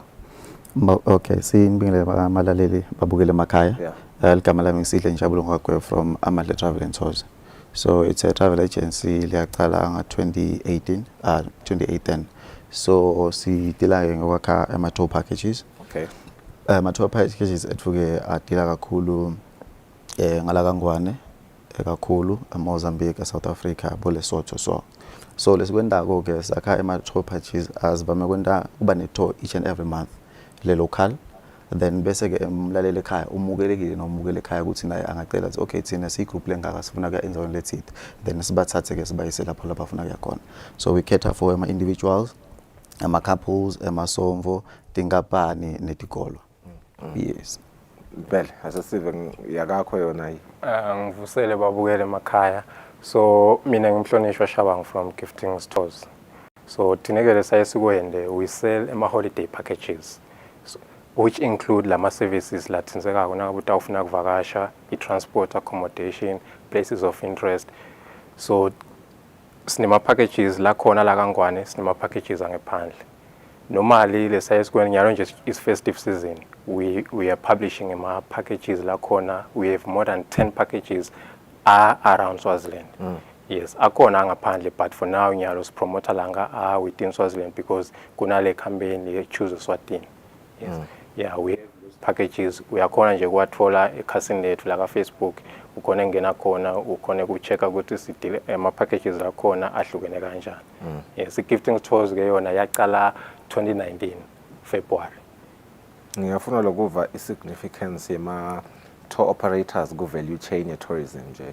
So siyathi ukuthi value chain ya tourism is quite broad. So nani you are an important aspect yayo leyo value chain. Asisive nje impela ukuthi ngabe nani ibuka nini from the inside looking out ngoba vele ngini an operator yini bomcoka benu kule value chain ya tourism. Tina vele we are the heart of tourism because nangabe umuntu nje ufuna kuvakasha noma ufuna khamba normally kuyenteka mhlambe we are familiar with the place, but nase utekimi mina I have more information about the nzawulo utawufuna kuya kuwo. Okay. Ngiyakubekisela nje utawufuna kuya eThekwini mhlambe wakwa eThekwini wahamba school trip noma wahamba with a few friends, but then nyalo nase utekimi mine I know more places of interest and I know cishe onke emahotela la safe na la kahle because labanye nje bayahamba baye ngale babuye sebabuya ngala sebakhala ukuthi hey indzawo lebesilele kuyo bekanje bekanje so nala kangwane kungumsebenzi wethu ukuthi we have to research about almost every establishment lekhona la kangwane ledila nge-tourism nale attract abantu so kungumsebenzi nawutile nje la kimi uthi okay you don't have a clue ukuthi ungendani mina ngikhonela wena ukuthi ngikutshele ukuthi okay ngisajista ukuthi kule group yenu because nidawuta with specifications ukuthi okay sifuna i-trip le kanje because send ama business trips, family vacations, couples retreats, anything nje lo as long tawufuna kuhamba uphume sikhonela wena. Mpele ngiyatibuta ukuthi njengoba ibeka umpele lo moya la icela ukuthi engabe nangita mina nebudget yami ngiyakhona ku accommodate the different budgets nikhona lokuthi ngoba vele social uthi ninalelo adini. Yes siyakhona kwenda lokho but ke inkinga ifikela khona ukuthi umumvu ibudget yakhe limited very tight bese sofuna into lenkulu more than le mali nayo so thine sitawubona ukuthi okay uthi unana 10,000 maybe ufuna weekend so it's maybe in couple or a family of 5 so thine sitobona ukuthi okay tinzawo lesinatola kangwane letingakhona kucaterisha le mali yakho simeka base nje ukuthi singasuggest sithi let's do camping then kunetinzawo lesingakhona kunema activities lanje la reasonable so siyakhona ke kwakhela package kuye ngalokuthi malini lo nayo wena. Yes ngiyafuna lokuva ukuthi ngabe i-uptake yayo le business yenu la kangwane ibe kanjani. It's a fairly new thing la kangwane. You guys are taking the advantage of making it a business isibili.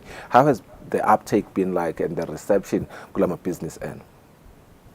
Well, the reception has been wonderful so far. Is it? Yes. In this economy? Yeah, in this economy, because bantu through all what you've been through, pandemic, COVID, bantu they still want to blow steam. Bafuna puma, so sikonela go. Sure. Why do I say the reception has been wonderful? Normally because bantu lebe bakutayele ukuthi nje nawe bafuna kuvakasha. Bona bathi ukuthi okay, asorganize quantum sigcwalise ma collar box sesiphumile. Yabo kani there is more into that. Nangabe niphumile nje it's more than ukuthi ndagcwala iquantum ngigcwalise icollar box.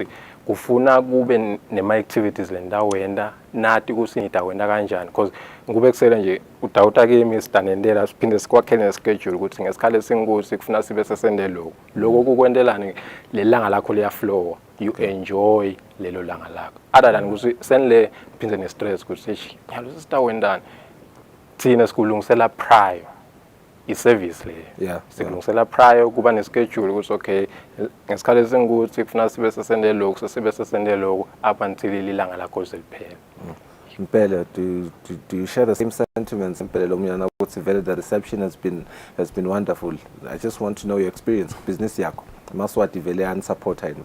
Yeah, amaswati asupporte kakhulu ngoba uma ubuka nje sengibekise ngale pandemic besila emakhaya masaqala thina nje we used to do most of ema hike ngaleso sikhathi leso bese yakubomlilwane siyekubo sibebe sekubomaloloja ungakhanza ukuthi bese bathola abantu labo bo 70 just nge-weekend yinye babe nge-70 bantu bahambe bavakasha lo before futhi nale covid ukhanze ukuthi bobathola abantu but bebangabi ngile nombolo le so kunaleli page kavakasha eSwatini so linalo lingelinye lelidlala lichaza kakhulu ukukhombisa amaswati ukuthi there is more lokukhona la eSwatini because bantu bebakwati nje mhlawumbe bekuyemlilwane kuphela bangadi ukuthi kunabo sibebe kunabo mushwe ngosazana kunabo maloloja kunabo wendezi so kulesikhathi lesibekiso sibonile amaswati asupporta kakhulu which nanyalo nje sibhizi kakhulu ngenxa yokuthi amaswati asekayanayo le idea ukuthi kuyini lokuvakasha and yini benefit yekusebenzisa ama-tour operators because njengoba shito nje umnethu ngala ukuthi thina sisita ukuthi uma ubhadala nje sithi 350 so yathi ukuthi kunani sikurelieve stress sekuplana transport and what not konke lokho kubala kithi so baya enjoy amaswati kakhulu and the support is quite amazing. Is it? Yeah. Ngiyafuna lokuva ukuthi njengoba ubeka indzaba yavakasha eSwatini Siyathi ukuthi Eswatini Tourism Authority is behind that. Isebenzisana kakhulu nayo nelitiko letekuvakasha. Ngifuna ukuva nje ukuthi banibambisa kangakanani vele the relationship between the company Eswatini Tourism Authority nelitiko letekuvakasha lapha eVeni. By tourism basita kakhulu lokho silana nje kuqala ngiba, so we wouldn't have had this opportunity ukuthi sibela eredweni Wednesday siba khona, and bayaziva itolo nje besiyale besilenda sekupholeni saya edwaleni saya eGlobal Village sibone things that ufemraza wasethi ukuthi okay eGlobal Village nakulokhona nalokhona, so basita kakhulu nale information because as much as smart operators angeke sikwathi honke, so tourism authority ukhona la ukuthi okay mawukhoma ngensangweni kule ma bushman paintings kunani nanako, so basita kakhulu basibambisile kakhulu. Okay, just the last question, my packages lenwalungisile for this festive season, just briefly. Well, I have these two amazing packages lengidawucela nje kuwavetela abalaleli. Nitawungena ke ka Facebook nitawathola khona. Kuna yinye couples retreat eMhlume Country Lodge, so yona ke include ama services la kune return transport from Manzini, Mbabane and Mahala, bese kuba ne welcoming lunch nanisafika bayani welcome nge-lunch, kube nema activities laba khona, couples game, kube ne goodbye lunch, breakfast nakhona ikhona, it's a buffet breakfast, yes, and then ke bese kuba ne one day tour, it's iasemlilwane ke yona, it's a one day tour khona ke nakhona kunalama activities laba khona emlilwane, kune transport cards, we pick you phinde senibisele emuva, yes. Do you have any interesting packages kule festive season then?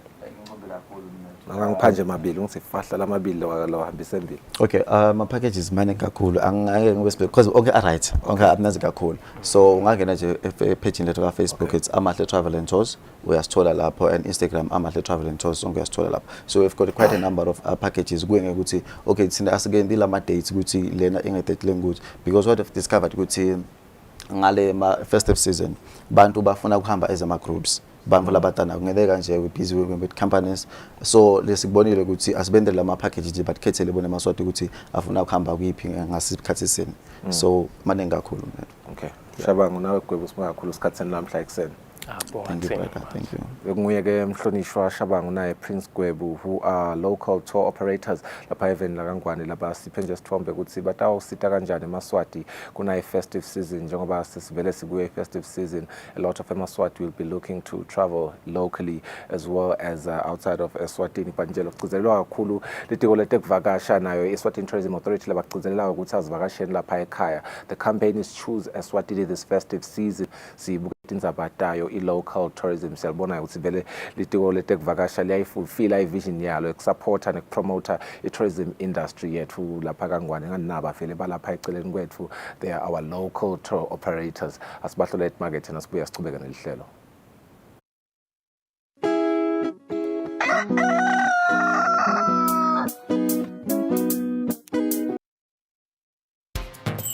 Hello everyone and welcome to the show. You know the vibes, it's the beat down. The time is 8 p.m.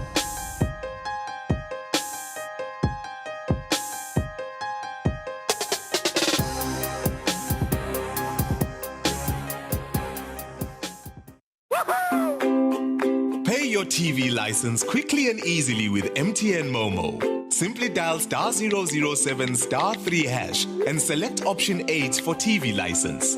Enter your national ID number as your reference and the amount you wish to pay. Then enter your PIN to confirm your payment. Once your payment has been made, you'll receive a confirmation SMS of your payment. If you're a first-time payer, you get another SMS for your TV license. So legalize your entertainment from the comfort of your home. Pay your TV license the easy and convenient way with MTN Momo. Everywhere you go, MTN.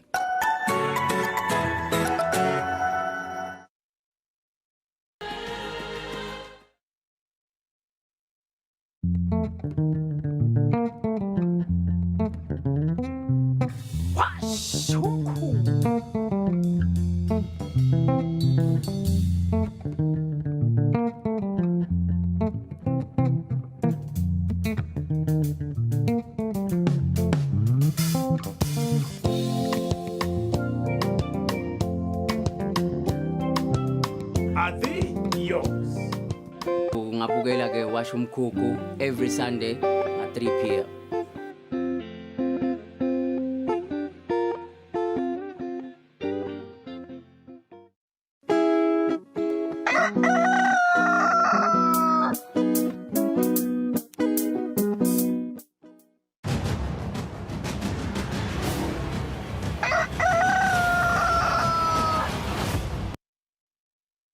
Welcome back. Sibonge qhubeka nihlale nathi siye ehlelweni lesikhathanyalo ke sesivele singene kuso sport segment sethu njengoba kunguye lesihlanu. I do have Nonhlanhla Nsibande, our assistant communications ka Eswatini television, lo hamba na Fabrice Msonera, our in-house journalist, sports journalist, lo wathi kabanti ke ngetindzaba temidlalo. Nonhlanhla, tindzaba tema fan parks isole ngidzaba mlonyeni. A lot of emaswati excited about tema fan parks. Nibonile Mbabane naseSimunye senivele nibe nawe. Ngabe the next fan park iyakuphi njengoba i-World Cup isaqhubeka? Angibonge kakhulu Sifiso, ngibonge nakubabukeli. I-fan park lelandzelako iya kaManzini, lapho khona sizobe siseManzini Club. Singathanda nje ku-invite bonke emaswati la kaManzini nalasemagcenselweni ukuthi ede atobukela kanye nathi i-World Cup. Ngephethulu kokubukela i-World Cup utobe kunema stalls. Kulama stalls batongena babuke tintfo labatitsandzako labangatitsenga. Kuphindze kune kids zone, sicela abatali bete nebantfu babo batohlala ema games. Interesting. Fabrice, you have been the MC kulama fan park since the very first one. Before singene kule kaManzini, the experience ikanjani? How's the reception? I think so when you talk about the experience now, we're talking about how now eMaswati have been responding to these suggestions. Great suggestion by Eswatini TV, just taking everything to them. It's all about fan days. We're just having fun and we're ensuring that everyone now comes and able to tune in and watch football. The experience has been amazing. We're talking about now the 3rd edition. Remember, we started Prince of Wales, like you said, we followed Simunye. Now we're in the center at the hub. So Manzini is expected to be one of the best experience before we round up at the Prince of Wales once again for the final next weekend. Why the best, Fabrice? We look at in terms of how the crowd is easy to put in terms of how people just love going to be in one place. Not to say other places I did not do that, but we're looking at how it's one of the hotspots in terms of when you're trying to reach people. So events it's and fans and you are assured about people who love entertainment. You are assured about people who love football and sports. So it's going to be one of the best. I can assure you, you can't miss this day. Is it? Now, Nonhlanhla, Fabrice just alluded to things about the experience of it. Lana kutsi kuneng lektabe ko ofarishwa ngole fan park lena ngabe utsini vele ku events kaManzini nge-experience ubathembisa ini netindzaba te-security ngoba kufuna sihlale sitigcizelela lethu. Okay, ngibonge Sifiso. Kubuka tindzaba te-security ngicela ukwenta siqiniseko ukuba babukele emakhaya ukuthi i-security itabe i-tight kakhulu kude lotaba netinkinga nje. Yes. Otherwise, no restrictions in terms of age as long as banfana banema guardian. Is that the case? Yes, as long as banema guardians. And lokunye sicela kubatali ukuthi basinakekelele banfana, asifuni ukuthola ukuthi banfana sebalahlekile. Wonke umntali sicela athathe irresponsibility ngemfanakhe. Okay. Yes. Just to add on that, we're talking about a day that begins early as 9 o'clock. So building up to kick off. Remember, the whole idea is for us to go in numbers and watch football together. So the day begins at 9 o'clock up to 5 o'clock. So they were interacting. You remember, we've got title sponsors there. Your KFCs there, just selling some of their products. We've got Eswatini Mobile. We've got other also stakeholders who are involved. And then during the day, while you're having fun, remember you come with just your camp chair. You've got your cooler box, any type of beverages that you prefer. You come with it. During the day, while you're interacting with people and you're visiting all those stores, we've got also mega sound DJs. When we talk about mega sound DJs, we're talking about the likes of Zulu D, your Super CDQ, all those, one of the best teachers we have in the country. So they are there. So having them then in Manzini, at the Manzini Club, and I think, I was actually browsing through the weather, we should have one of the best days so far since this fan pack extravaganza started. Yeah. Now, the fans have bothered me. Kaning bathi ngifuna salonge imbuta ukuthi engabe tindzaba ukuthi mabafika lapha kube khona imidlalo labatawina khona ema prizes. They also want to own Eswatini TV t-shirt njengana lo ifakile babe bahle njengawe. Engabe niyabathembisa ukuthi lokho niyako kuma plans enu. Ngibonga kakhulu Sifiso. Yebo kakhulu sinawo sibe sinayo i-competition lesinayo as Eswatini TV lapho khona winisa only 2 people labatawo bota nje imibuto khona labatawo bakwenda ngeke ngisho nyaka. But yes, sibonga kakhulu Lonhlanhla. Fabrice ngifuna ukuthi nje uba-highlight the games that will broadcast kusasa kulama fan park. All right.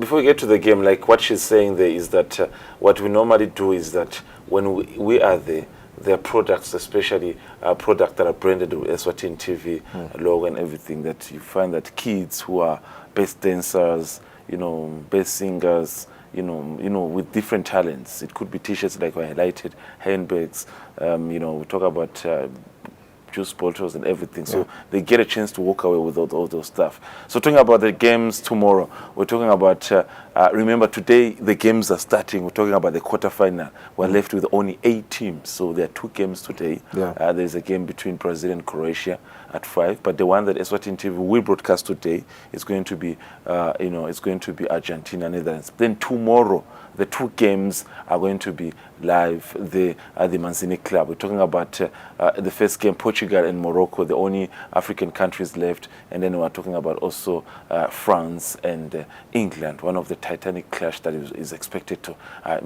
shock everyone. All those 2 games, Gamanzi. Let's be there. Let's just be there in their numbers. I think myself, 8 o'clock, I'll be there just trying to encourage people within the Manzini. I try to go also in different places in town, trying to encourage them to come in their numbers. Yeah, this is very good games. Fabrice is Modric pulling an upset today. You say Brazil Kaya, or is your guys Boris Chelsea continuing? Let's 3 club Hambangas. I think they're showing to be quite a very strong team for this World Cup and quite the favorites for many people. What are your predictions? When you look at the 4 teams that are left, I was telling someone, I think, off record, to say with the 8 teams that are left, only 3 teams don't think they can win the World Cup. That is probably Morocco, that is probably Croatia, and maybe I wouldn't really count the Netherlands. But it's 50-50 for them. But when you talk about the remaining teams, I think, Fabrice, with that answer, you have told me your predictions for today. Let's see, when Brazil is winning today's game against Croatia. Yes. This game is set for 5 p.m. Yes. Argentina is beating Netherlands. 2-time winners. Last time they won it 1986. They want to do that 36-year drought without a trophy. They want to. I love how you support your point. Since getting Morocco and Portugal, team ya Ronaldo, even though ahlale benchini, siyamangala ukuthi bathi is the best player. But anyway, Portugal ya win a game there. I think I'm seeing them playing a draw and heading to penalties. And heading to penalties, I think I'm confident Morocco can do the job. Yes. Right. Portugal, don't get me wrong, they've got a good side.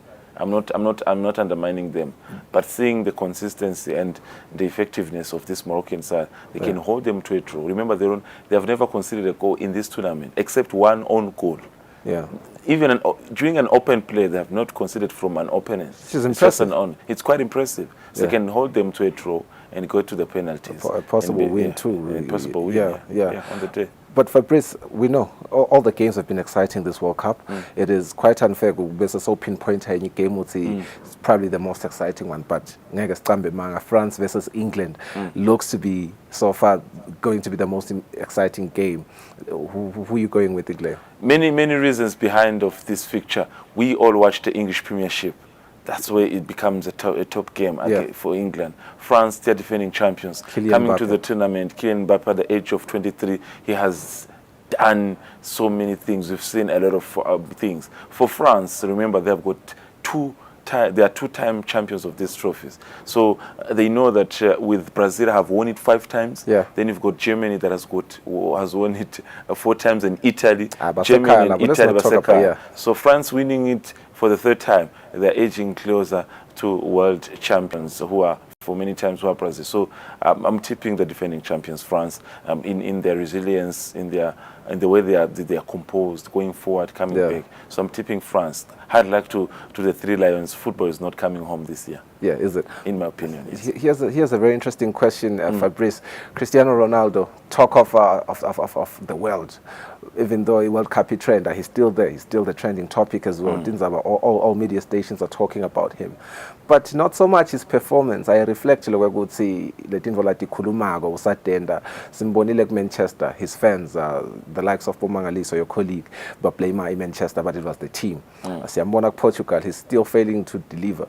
Do you see him starting kule game labatayidlala lena then Morocco?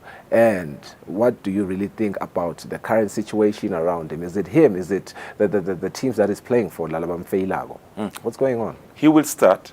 Tomorrow he will start. It's the same. It's the quarterfinal. He's the only player who last played the quarterfinal when Portugal played the quarterfinal. That was in 2006. So the experience counts. He will play to play. Performance-wise, I'm not sure that he can give you that what you want. He's the problem. There's no argument about his performance. He's one of the best players that we've seen, and he's got the capabilities. But I always tell people that Cristiano has a problem of thinking that he's still here. And when you look at him, where he's supposed to be, he's not here. He is. He can give you goals, but he cannot, because if you look at the last 15 goals or 20 goals scored by him, they are not from outside the box or your free kick or anything. So he has to get the ball in the box and score. So in terms of speed and everything, Edge is not inside. So he thinks he's still here. But he's not. I still have hope in him. I'm not his biggest fan, but I have hope in him because the stakes are high. He's in the biggest one of the best, yeah. But thank you so much, Fabrice. Thank you so much, Coach. Enjoy Argentina. It's going to be a beautiful day. We can't wait. Just come in your numbers. Let's enjoy the day. That was Fabrice Msonera, our in-house sports journalist, forever passionate and eloquent about things about Demidlalo Hambanaye, Nonhlanhla Sibande, our assistant communications officer, labachazela kabanti njengetinza about Fan Park, kusasa ke ikhona kaManzini Fan Park, all eMaswati Manzini nemaqenselo kaManzini abayekhona bayohlanganyela khona babukele game. Namuhla ke Eswatini TV will broadcast the Argentina game Argentina sitambukela Lionel Messi endala thume ngako. It is 58 minutes after 7. Spatulate Market.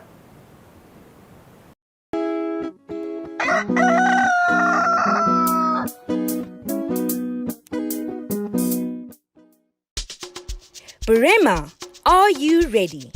Eswatini TV, in partnership with Manzini Club, KFC, Eswatini Mobile, Destiny Group, the Eswatini Football Association, and the Municipal Council of Manzini will bring you live the 2022 Qatar World Cup quarter-final stage action at Manzini Club on the 10th of December 2022. There will be business zones, out-of-this-world mixes from Mega Sound DJs, kids zones areas for the young ones to enjoy, nourishment and drinks for all you food lovers, and of course a big screen for the quarter-finals clash broadcast. Entry is free for all. So bring your friends, family, amajida, nabantwana abahot baseBrema. Do not forget your camp chairs and your cooler boxes. Choose your favorite nation and come experience the Qatar World Cup with us, your #1 TV station. Businesses who are interested to be part of the fun and showcase your services, simply contact us on 2411 9600 or WhatsApp at 7621 4888. Eswatini TV Fan Park Extravaganza on the 10th of December at Manzini Club, Enkhabave. The Qatar World Cup right on your doorstep.